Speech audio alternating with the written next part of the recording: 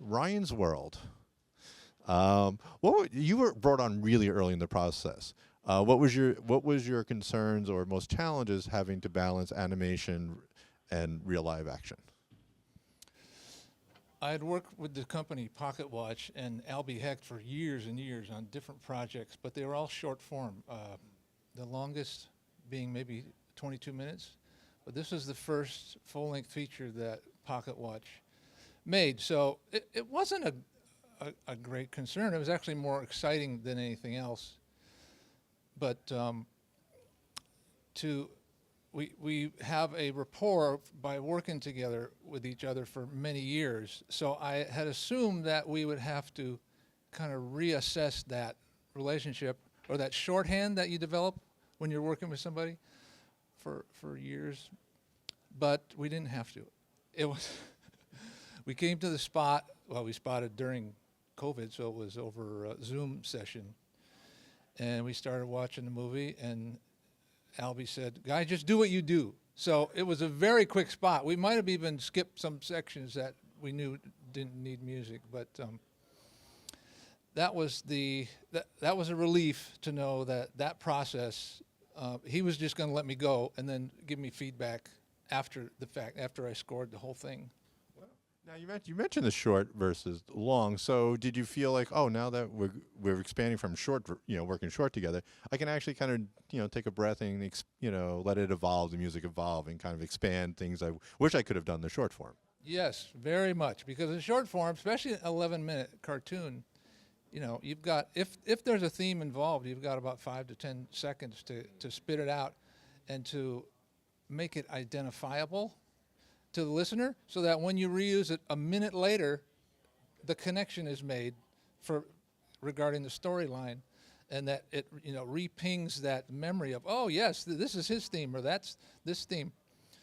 So it was really exciting to be able to write themes that were more like 30 to 60 seconds, or some of them would go for a minute and a half, which is much more like classic film scoring. And it was the classic 3-act story.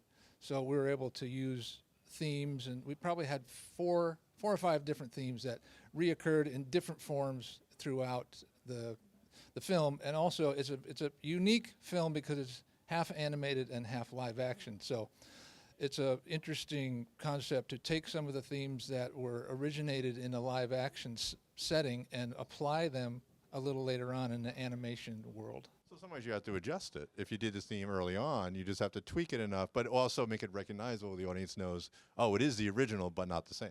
Yes, and obviously as the story gets more intense and you're reaching toward the climax in the grand scope of the story arc, it tends to get bigger and bigger and bigger. So in the final victory scene, this is a kind of an action adventure film.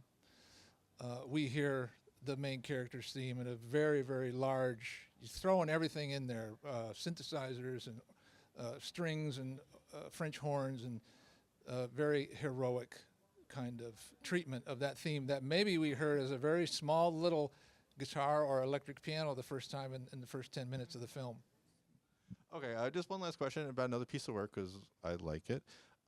Brady Bunch movie. How fun was it to try to create a 70s style music for a movie that's kind of a period piece but exists now, crossover, homage? It was so much fun. I was a co-composer on that. Bill Reichenbach did, let's call an homage to the Brady Bunch TV music.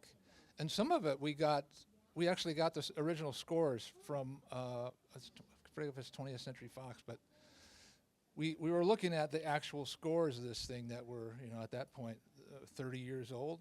And he did a brilliant recreation when it really needed to be exact, when we wanted the score, or the director wanted the score to harken back to the TV, to make you feel like you were in the TV show. He did a brilliant job at that. And my job was more to, when we weren't in that kind of feeling of the TV show, they went into a little adventure here and there They ventured out into L.A., which is modern day, which at that point was 1995 or something like that. That was my thing. So the job there was to take some of these themes and modernize them, and to take the audience kind of back and forth in that way.